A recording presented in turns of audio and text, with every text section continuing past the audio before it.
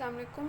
In this video we will discuss orthostatic hypotension. Orthostatic hypotension को हम postural hypotension भी कहते हैं। पहले हम नॉर्मल फिजियोलॉजिकल प्रोसेस समझेंगे कि नॉर्मली जब हम सुपाइन पोजीशन से स्टैंडिंग पोजीशन में आते हैं तो नॉर्मल फिजियोलॉजिकल प्रोसेस क्या होता है बॉडी में।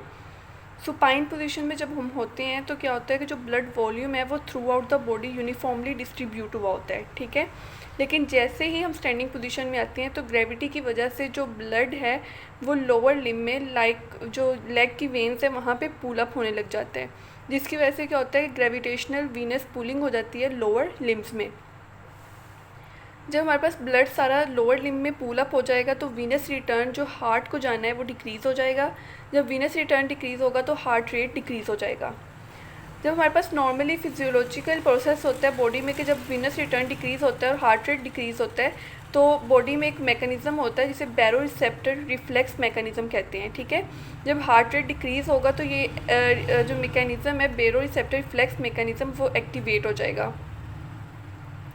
उसकी एक्टिवेशन से क्या होता है कि सिंपैथेटिक रिस्पॉन्स बॉडी में इंक्रीज़ कर जाता है और पैरासिम्पैथेटिक रिस्पॉन्स डिक्रीज़ कर जाता है। सिंपैथेटिक रिस्पॉन्स के इंक्रीज़ करने की वजह से क्या होता है कि हमारे पास बॉडी में वेसल्स की वेजो कंस्ट्रिक्शन हो जाती है।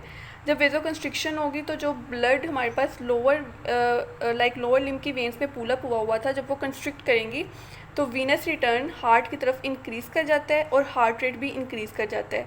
इस तरह से नॉर्मली जो है सुपाइन से स्टैंडिंग पोजीशन में जब जाते हैं तो ये वाला सारा मैकेनिज़्म होता है, ठीक है।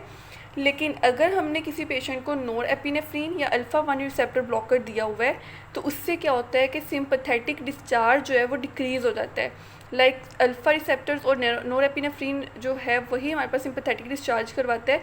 जब हमने ये ब्लॉकर दिया हुआ है तो सिंपैथेटिक डिस्चार्ज बॉडी में नहीं होगा, जिसकी वजह से वेजो कंस्ट्रिक्शन नहीं होगी और वीनस रिटर्न और हार्ट रेट जो इंक्रीज़ होना था वो नहीं होगा, ठीक है। जिससे क्या होता है कि जो हमारे पास हार्ट की तरफ ब्लड नहीं जाता, हार्ट की तरफ ब्लड नहीं जाएगा तो वहाँ से ब्रेन में भी ब्लड नहीं जाता, जिसकी वजह से क्या होता है कि वर्टिगो फील होता है पेशेंट को। इसे ही हम कहते हैं ऑर्थोस्टैटिक हाइपोटेंशन या पोस्चरल हाइपोटेंशन, जो पोजीशन चेंज करने की वजह से होता है।